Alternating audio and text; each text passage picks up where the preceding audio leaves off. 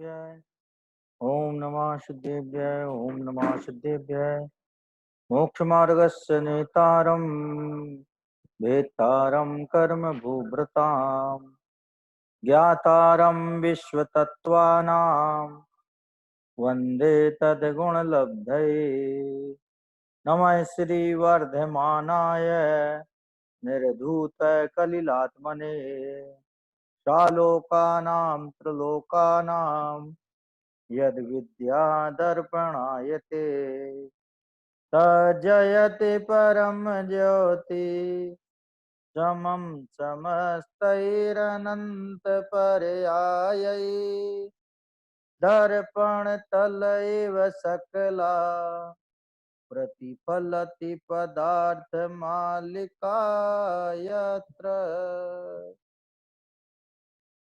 भक्तामृत स्तोत्र में अपनी चर्चा 46 मैंने 45 छंद तक हो गई थी, तो उसमें अपन ने कल जो पढ़ा था उसका एक बार रिवीजन कर लें। कल कौन सा छंद पढ़ा था, उसका अर्थ क्या है, ये कौन बताएंगे? हाँ बबीता जी बताइए, कविता जी बताइए।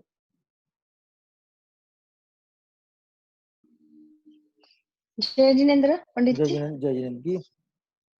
हाँ हाँ, ये व्याधि विनाशक श्लोक में आचार्य कहते हैं कि हे नाथ, भीषण जलोदर रोग से ग्रसित होकर जो रुग्ण बाहर से अत्यंत झुक गए हैं, जिनकी शोचनीय हालत हो गई है, रोग असाध्य हो गया है, जिसने जीने की आशा छोड़ दी हो, ऐसा व्यक्ति तुम्हारे चरण कमल की रज रूपी अमृत से स्पर्शित होकर मकर ध्वज अर्थात कामदेव वत्स सुंदर और रूपवान हो जाता है।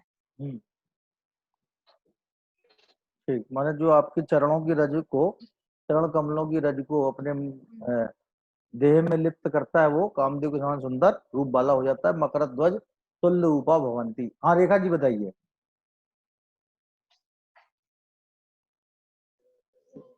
जय जिनेन्द्र।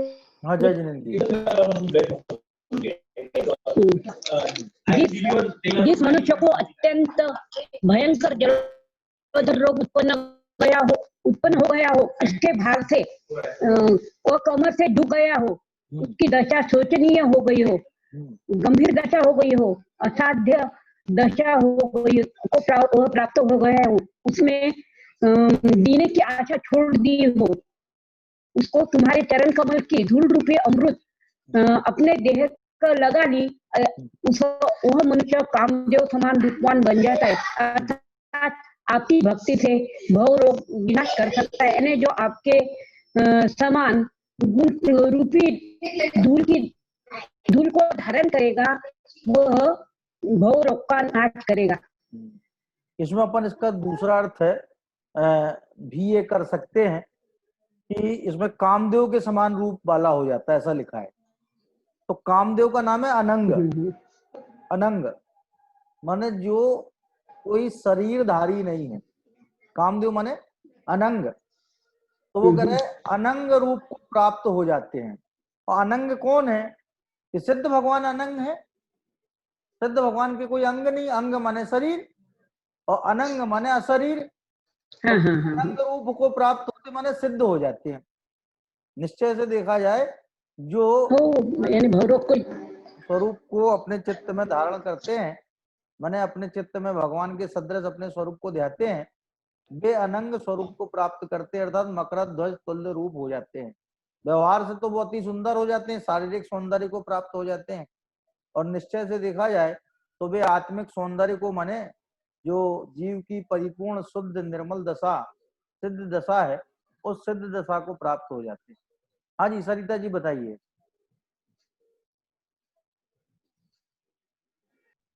जय जिनेन्द्र पंडित। हाँ जी जय जिनेन्द्र। मेरा एक प्रश्न था। मुझे पूछना था कि जैसे हम भक्तामर पढ़ते हैं और कभी कभी जैसे एक भय सा महसूस होता है किसी एक पर्टिकुलर सिचुएशन में, तो हमने जैसे इसका एक जो काव्य है वो पढ़ लिया इस उद्देश्य से कि वो भय ना सताए, तो क्या उससे मुझे मिथ्यात्व का दोष लगेगा? देखिए आपने किस उद्देश्य से पढ़ा है इससे इस मिथ्यात्व जी। का दोष लगेगा या नहीं लगेगा, कि मेरे चित्त में किसी प्रकार का भय उत्पन्न ना हो और मैं निर्भयता को प्राप्त होकर के विशुद्ध परिणाम को प्राप्त करूं। ठीक है ना, मेरी चित्त की आकुलता समाप्त हो जाए, इस भाव से पढ़ने पे तो मिथ्यात्व का नहीं लगेगा, दोष नहीं अच्छा। लगेगा इस भाव से पढ़ने से। ठीक है, हम्म। और नहीं, जो भय का प्रसंग जिस वजह से उत्पन्न हुआ है, जिस निमित्त से भय उत्पन्न हुआ है, वो निमित्त शांत हो जाए, वो निमित्त दूर हो जाए, ऐसा मानने पे मिथ्यात्व का दोष लगेगा, बल्कि मिथ्यात्व का नहीं, गृहीत मिथ्यात्व का दोष लगेगा, क्योंकि बिल्कुल नई मान्यता है ये। क्या कि जो ये भयंकर सर्प मेरे सामने आ गया है, और ये मैं रक्ते क्षणम समद कोकिल कंठ नीलम क्रोधो दतम समद कोकिल है फणनम न फणनमुत मां पतंतम, ऐसा जो श्लोक है ना, ये श्लोक पढ़ करके ये सर्प भाग जाए, ये मेरे नजरों से दूर हो जाए, या मैं इसकी नजर में ना आऊं, दोनों ही बातें, या तो मेरी नजरों से दूर हो जाए या मैं इसकी नजर में ना आऊं। तो इस भाव से यदि हम पढ़ रहे हैं तो गृहीत मिथ्यात्व है, और मेरे चित्त में किसी प्रकार की व्यग्रता उत्पन्न न हो और मैं साम्य भाव को प्राप्त करूं, इस भाव से पढ़ना तो एक अच्छा उद्देश्य है, ये इसमें कुछ गलत नहीं है। अच्छा। क्योंकि हम जो कुछ भी पढ़ते हैं वो अपनी परिणामों की विशुद्धि की खातिर ही तो पढ़ते हैं। यदि परिणामों की विशुद्धि के खातिर कोई भी चीज पढ़ी जाए और उससे मिथ्यात्व का दोष लगे, तो फिर तो सारा ही साहित्य पढ़ने से, सारा ही जिनागम पढ़ने से मिथ्यात्व लगेगा। लेकिन मिथ्यात्व तब सही लगेगा बात ना कि हम एक द्रव को दूसरे द्रव का कर्ता माने। हमारा वचनों का परिणमन, हमारे द्वारा जो वचनों का परिणमन हो रहा है हमारे निमित्त से, हमारे योग और उपयोग के निमित्त से वचनों का जो परिणमन हो रहा है, वो वचन एक उद्गल द्रव्य है, और वो जो एक प्रतिकूल प्रसंग, चाहे वो सर्प के रूप में हो, चाहे आग के रूप में हो, चाहे जलोदर रोग के रूप में हो, इंसान चाहे भी रहता बंधन के रूप में हो, चाहे युद्ध के रूप में हो, है चाहे वो शेर के रूप में हो, किसी चाहे वो भयंकर हाथी के रूप में हो, जो जो उनने गिनाए हैं, वे प्रसंग दूर हो जाएं और मैं उन प्रसंगों से रहित हो जाऊं, तो एक द्रव्य को दूसरे द्रव्य का कर्ता माना ना। वचनों को शेर भगाने का कर्ता मान लिया, शेर एक द्रव्य है, सिंह एक द्रव्य है, और भक्तामर के वचन एक द्रव्य है, पुद्गल द्रव्य है। तो एक द्रव्य को दूसरे द्रव्य का कर्ता धर्ता मानना तो मिथ्यात्व है। भावों की विशुद्धि के निमित्त पढ़ना ये मिथ्यात्व नहीं। क्या अच्छा। हम पढ़े हनुमान चालीसा और बोले भूत पिशाच निकट नहीं आवे, महावीर जब नाम सुनावे, नासे रोग हरे सब पीरा, जपत निरंतर हनुमत वीरा। अब हम बोले भूत पिशाच निकट नहीं आए, हे प्रभु निकट नहीं आए, निकट नहीं आए।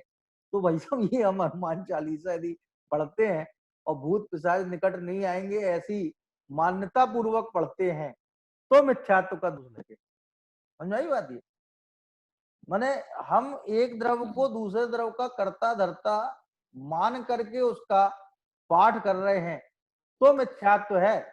परिणामों की विशुद्धि के निमित्त किया गया पाठ मिथ्यात्व नहीं है, बल्कि वो तो सम्यक ज्ञान का हिस्सा है। क्या अच्छा। सम्यक ज्ञान के जो 8 अंग गिनाए हैं ना, कालाचार, विनयाचार, उद्धानाचार, अनन्यवाचार, शब्दाचार, अर्थाचार, उभयाचार, क्यों ये सब 8 जो अंग गिनाए हैं, ये उन अंगों में समाहित बात है। इसलिए हमें ये नहीं समझना चाहिए कि यदि हम परिणामों की विशुद्धि के लिए भक्तामर का पाठ पढ़ रहे हैं तो कदाचित हमें मिथ्यात्व लग रहा होगा, ऐसा नहीं।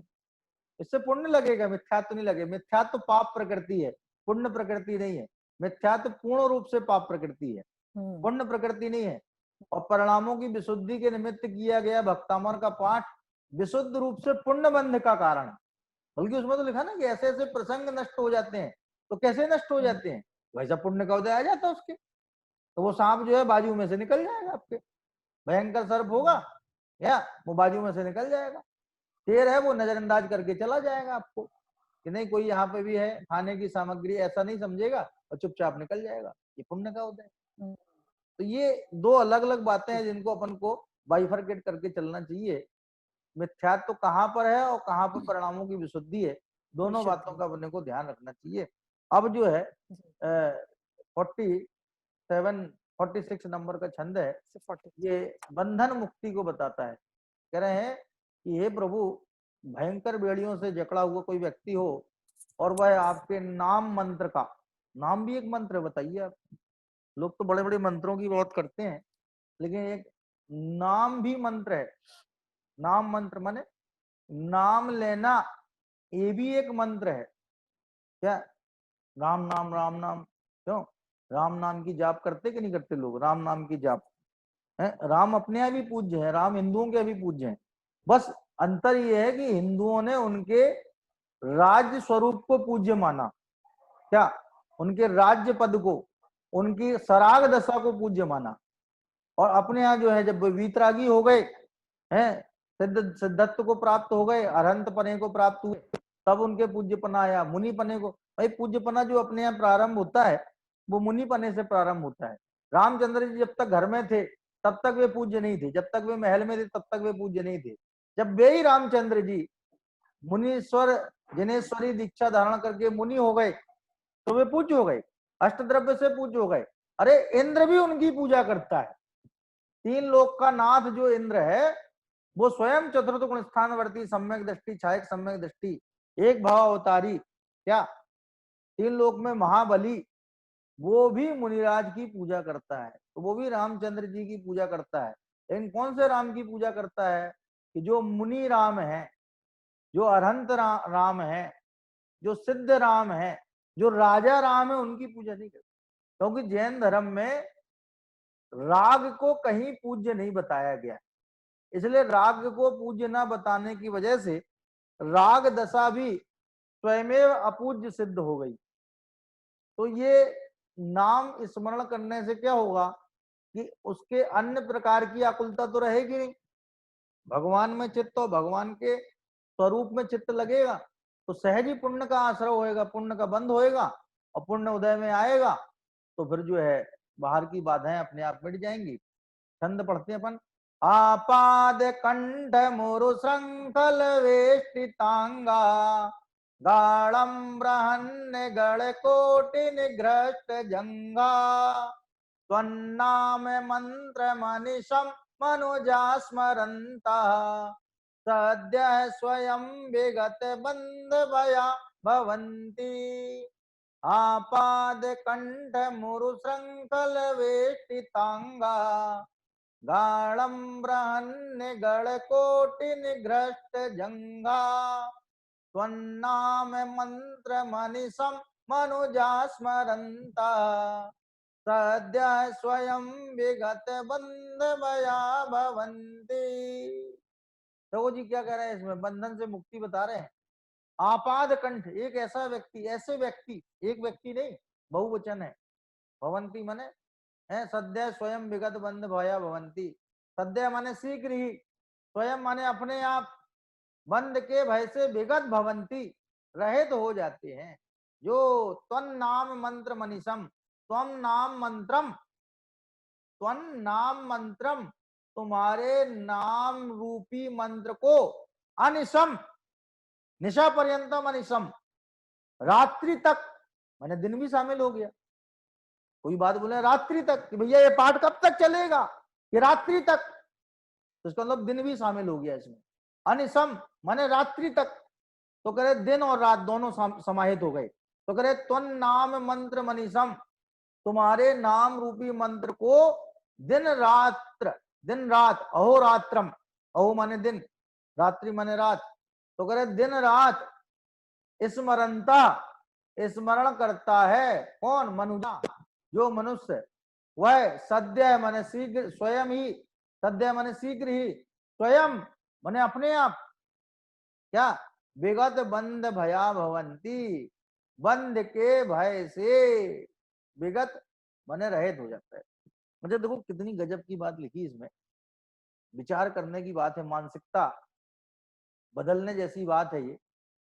कोई व्यक्ति के कितने ही बंधन हो और यदि वो अपने चित्त में बंधन की फीलिंग नहीं कर रहा है तो वो बंधन होना और नहीं होना उसके लिए क्या मायने रखता है? कोई मायने नहीं रखता है। माने बंधन है और फीलिंग में मुक्त दशा का वेदन है। फीलिंग वो अपने को बिल्कुल मुक्त रूप से कर रहा है, तो उसे बंध का भय रहेगा ही नहीं। इसलिए उन्होंने जो लास्ट लाइन लिखी है उसमें ये नहीं लिखा है कि बंध से रहित हो जाता है, बल्कि लिखा है बंध के भय से रहित हो जाता है। क्या कायदे से तो इस श्लोक की जो हेडिंग होनी चाहिए थी वो होनी चाहिए थी बंधन भय मुक्ति। इसकी हेडिंग क्या होनी चाहिए थी? बंधन भय मुक्ति। लेकिन अपन इसमें लगा लो, इंक्लूड है कि बंधन के भय से मुक्ति हो जाती है। किसके? कि जो आपके नाम रूपी मंत्र को क्या अनिसम निशा पर्यंतम माने दिन रात जपता है, स्मरण करता है, वह शीघ्र ही बंध के भय से रहित हो जाता है। अब वो कैसा है व्यक्ति? ये व्यक्ति कैसे है? तो कह रहे आपाद कंठम।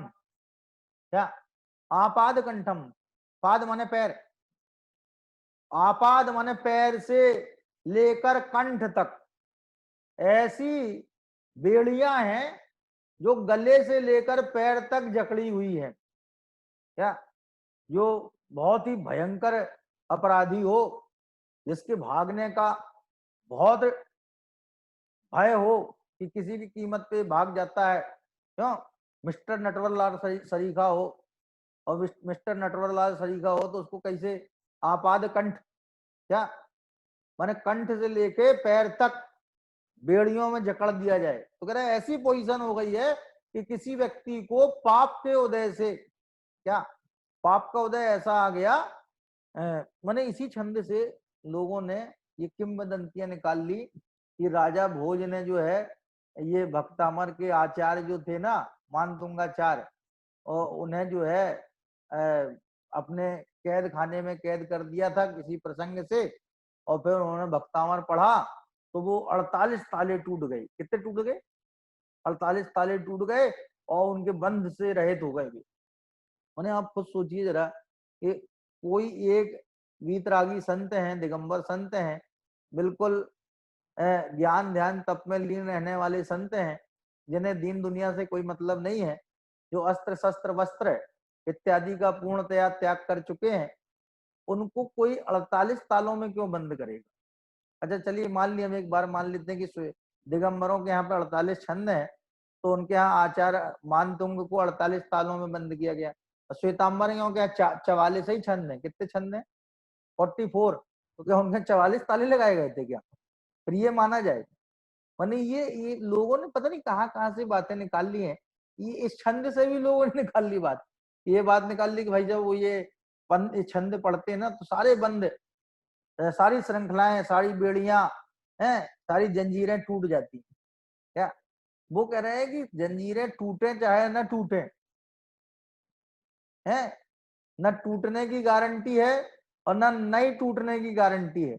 न इस बात का आग्रह है कि टूट ही जाएंगी, और न इस बात का अनुरोध है कि नई टूटेंगी। क्या लेकिन ये बात बिल्कुल सत्य है कि जंजीरें टूटे या ना टूटे, अंतरंग में बंधन का भय जरूर छूट जाएगा। यदि चित्त में बंध का भय खत्म हो गया तो बताओ स्वतंत्रता तो हो गई ना।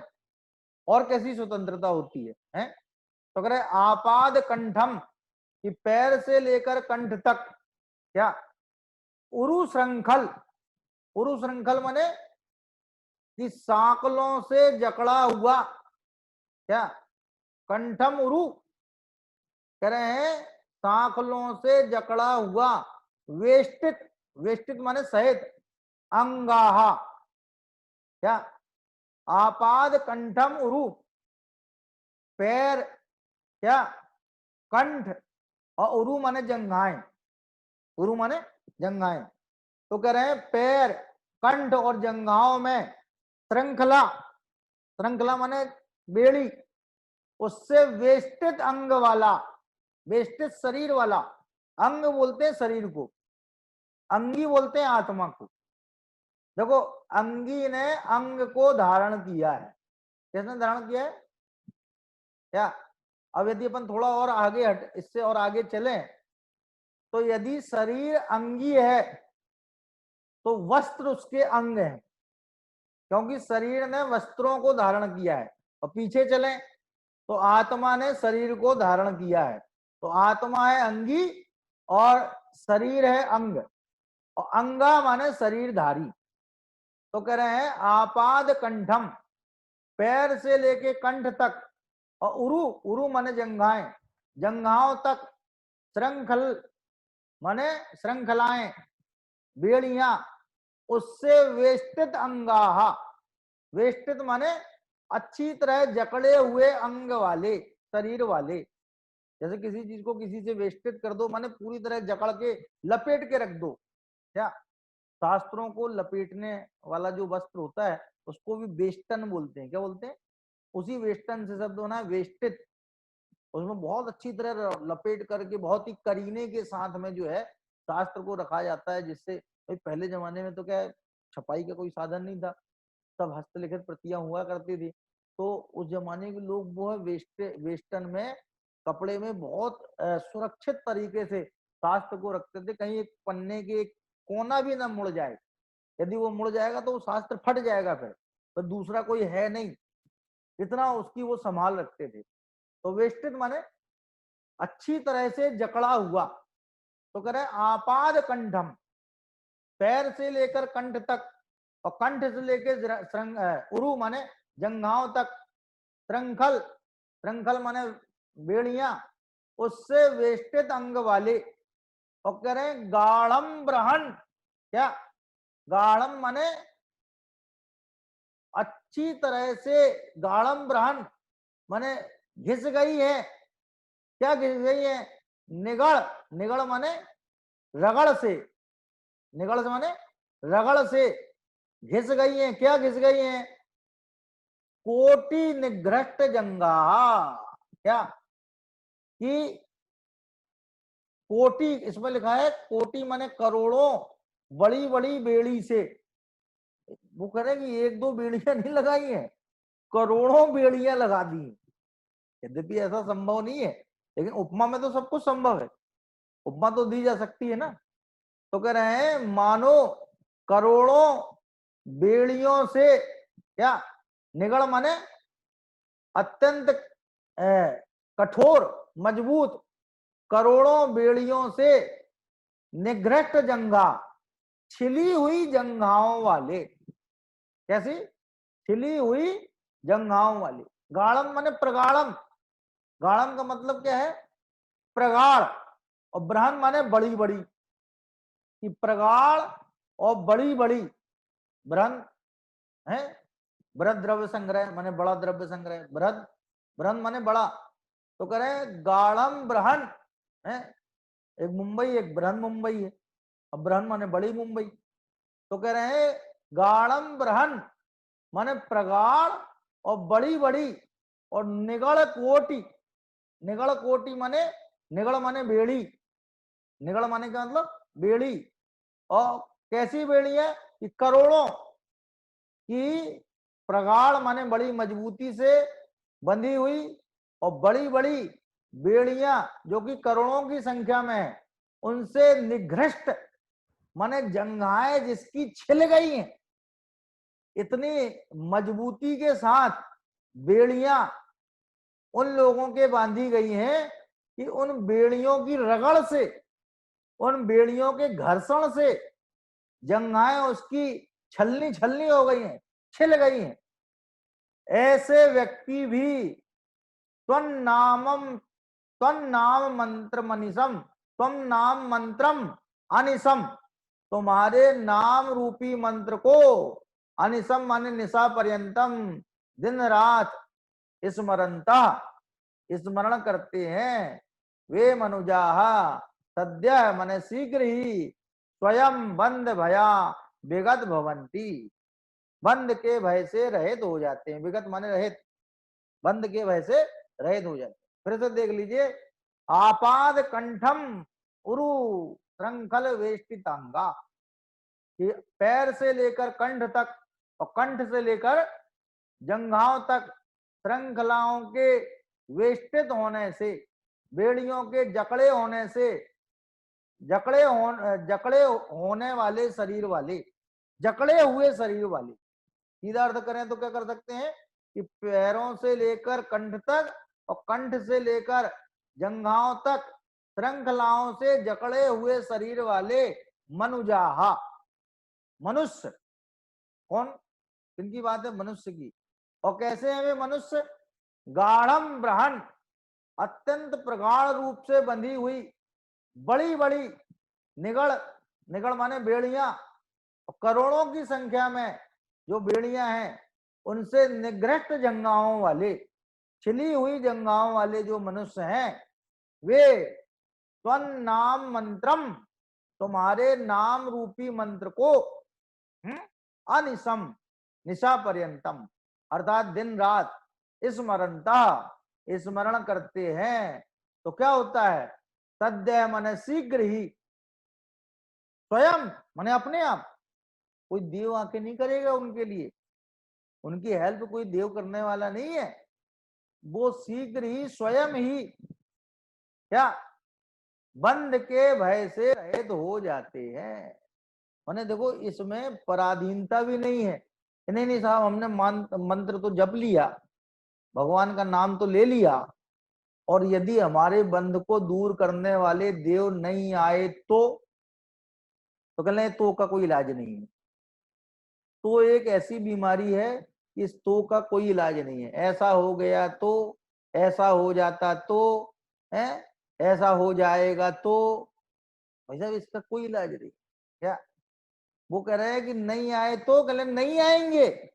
यहाँ तो कन्फर्म है कि हम भगवान का नाम स्मरण करेंगे और हमारा नाम का स्मरण, भगवान के नाम का स्मरण करने से देव नहीं आए तो चले नहीं आने दो, नहीं आ रहे तो नहीं आने दो, हमें तो बंध का भय नहीं रहेगा। क्या माने हमें बंध के भय से रहित होना है, और जो बंध के भय से रहित होते हैं उन्हें बंध होता ही नहीं है, और होता भी है तो छूट जाता है। मैंने देखो कितनी बढ़िया प्रक्रिया है कि पहले हम मानसिक गुलामी त्यागें, फिर शारीरिक गुलामी का त्याग होगा। पहले मानसिक रूप से भय से, अवसाद से रहित हो, भय ग्रसित ना हो, फिर बाद में बाहर में जो पुण्य का उदय आएगा तो अनुकूलताएं आपो आप मिल जाएंगी, स्वयं में प्राप्त हो जाएंगी। इसलिए स्वयं शब्द लिखा है कि स्वयं ही बंध के भय से रहित हो जाते हैं। ठीक है जी, इसमें और कोई कठिनाई लग रही है छंद में? हाँ मीनल जी बताइए।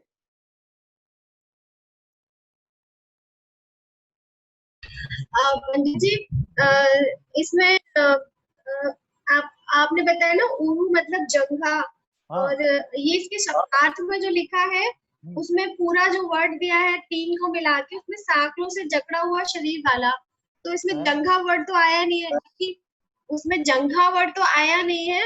और दूसरा जब आपाद लिख दिया है मतलब पैर से लेके कंठ तक, तो उसमें तो पूरा शरीर वैसे ही आ जाता है ना, तो फिर पुरु माने जंघा कैसे हो जाएगा?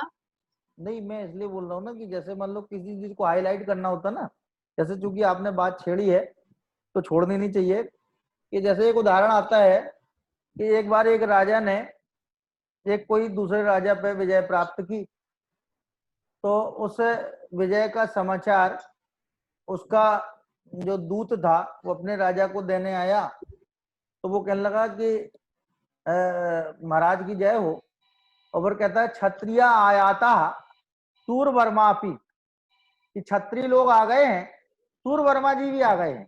तो किसी ने पूछा क्षत्रिय में सूर वर्मा जी शामिल नहीं है क्या? आपने क्षत्रियों का नाम ले दिया है कि क्षत्रिय लोग लौट आए युद्ध जीत करके, उसने कहा क्षत्रिय आयाता, क्षत्रिय सारे आ गए हैं।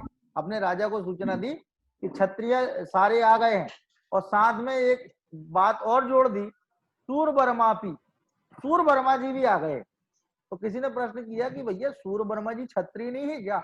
अरे कि नहीं, उनके क्षत्रियत्व पर शंका नहीं की जा सकती है, वे तो महाक्षत्रिय हैं। उन्होंने तो आज वो पराक्रम दिखाया है कि युद्ध बहुत लंबा खिंचता, बहुत ज्यादा नरसंहार होता, लेकिन उन्होंने सूर वर्मा जी ने क्या किया कि अपने हाथी के ओहदे पे से कूद करके सीधे सेनापति पे छलांग लगा दी, उनके सेनापति को बंदी बना लिया और उसी समय युद्ध को जीत लिया और उनका उन दूसरी सेना का मनोबल टूट गया। तो वहां पर जो सूर्यवर्मा जी का उल्लेख है वो विशेषता को बताने के लिए। तो जैसे आपने कहा ना कि आपाद कंठम में पैर से लेके कंठ तक तो सारी बात आ गई, लेकिन जंघाओं को बताना ना कि जंघाएं भी जकड़ी हुई हैं, इसलिए उरु शब्द का विशेष प्रयोग किया है। क्या रंभोरु, उरु माने होता है जंघा। ठीक है जी। हाँ कविता जी बताइए। हाँ जी मीनल जी प्रश्न है क्या कोई अभी? हाँ बताइए मीनल जी। आपाद कंठ, आवाज आ रही है? हाँ आवाज आ रही है। हाँ। आपाद कंठ मुरु शंखल वेष्टितांगा गाढ़ं बृहन् निगड़ कोटि निघ्रष्ट जंघा त्वन्नाम मंत्र मनीषम मनुजा स्मरन्तः सद्य स्वयं विगत बंध भया भवन्ति। इस श्लोक में आचार्य कहते हैं कि हे नाथ, कारागार में बंदी पुरुष जो कंठ से पैर तक बड़ी बड़ी साकलों से कसकर अच्छी तरह बांधा हुआ है, कठोर मजबूत बड़ी बड़ी करोड़ों बेड़ियों से जिसकी जंघाएं बुरी तरह छिल गई है, ऐसे व्यक्ति के भी तुम्हारे नाम रूपी मंत्र को निरंतर या दिन रात स्मरण करने से स्वयं ही बंधन छूट जाते हैं और वे बंधन के भय से मुक्त हो जाते हैं। बंधन के भय से मुक्त हो जाते है ना। हाँ जी। हाँ रेखा जी बताइए। आपादकंठ मुरुशृंखल वेष्टितांगा गाढ़ं बृहन् निगडकोटिनिघृष्टजंगा त्वन्नामन्त्रमनिशं मनुजास्मरन्त तद्स्वयं विगतबन्धया भवन्ति। इसमें आता है मान कहते हैं कि ऐसे कंठ से जंगा तक यानी आपाद तक श्रृंखला से जुड़े हुए शरीर वाले मनुष्य अत्यंत प्रगाढ़ में इकट्ठी करोड़ों से रगड़ कर जंघाएं बुरी तरह छिली हुई हो। आवाज नहीं आ रही इनकी। रेखा जी आवाज नहीं आ रही। यारी आपकी आवाज बहुत ही कट के आ रही है। हाँ जी अब आई आ रही का अब आ रही है। बोलिए। हाँ बोलिए। से कंठ तक, कंठ से जंघा तक यानी आपाद श्रृंखला से जुड़े हुए शरीर वाले अत्यंत प्रगाढ़ रूप बंधी हुई कठिन करोड़ों बेड़ियों से रगड़ कर जंघा पूरी तरह छिली हुई हो, वो मनुष्य तुम्हारा नाम मंत्र को निरंतर स्मरण करता है तो वह शीघ्र ही स्वयं में बंधन में से छूट जाता है, हो जाता है। हाँ जी विगत बंध भया भवन्ति। हाँ जी कीर्ति बताइए। कीर्ति जी।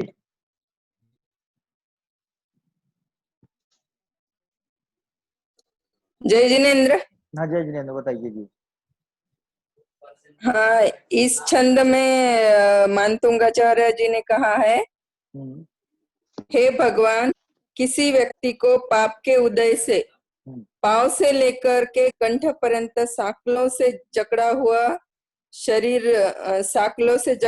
शरीर करोड़ों बड़ी बड़ी बेड़ियों से अत्यंत कसकर बांधी गई हो, उन साकलों से जिनकी जांघें घिस गई हो, ऐसे मनुष्य ने आपके नाम रूपी मंत्र को निरंतर स्मरण करने से शीघ्र ही अपने आप बंध भय से रहित होते हैं।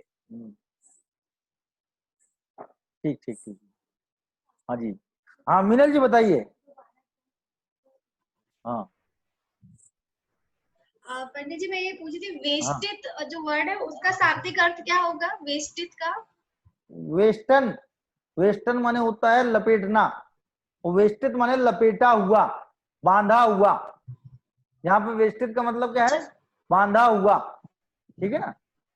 मतलब सहित वर्ड यूज कर सकते हैं इसके हाँ, लिए ना, सहित मतलब शरीर जकड़ा हुआ, क्योंकि ये बेड़ियों की बात है ना, तो वेष्टित के अर्थ में अपने को जकड़ा हुआ शब्द का प्रयोग करना चाहिए। संदर्भ के अनुसार शब्दों के अर्थ बदल जाया करते हैं।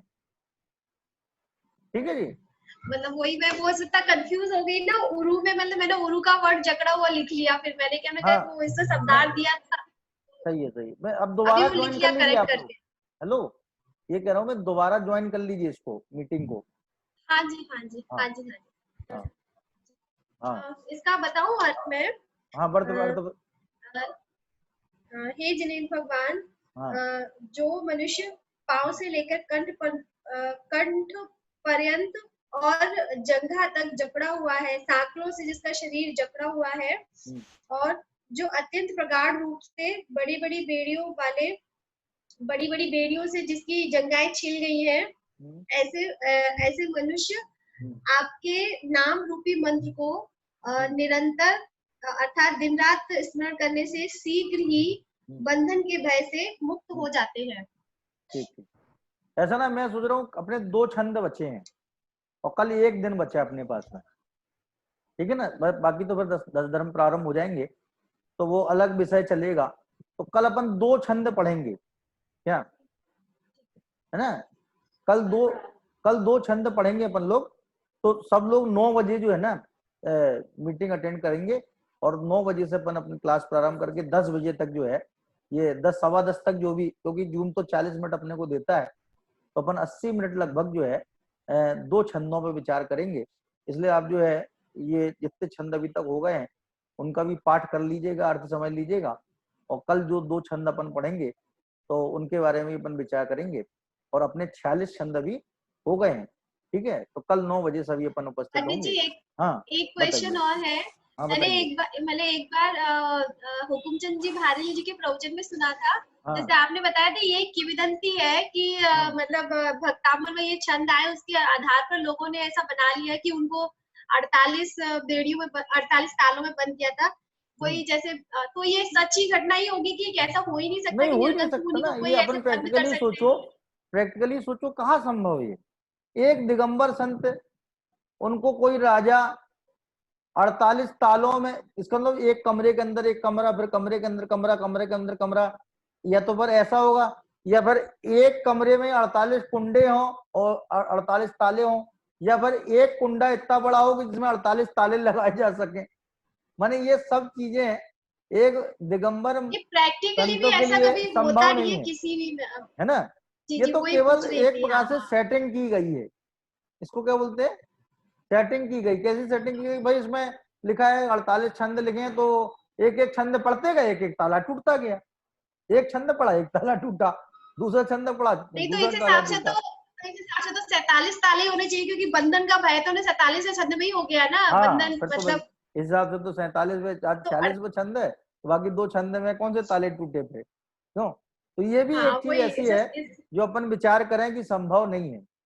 तर्क की तुला पे ये चीज खरी नहीं उतरती है, ठीक है जी। बाकी कल अपन 9 बजे उपस्थित होंगे फिर यहीं पर। जय जिनेन्द्र।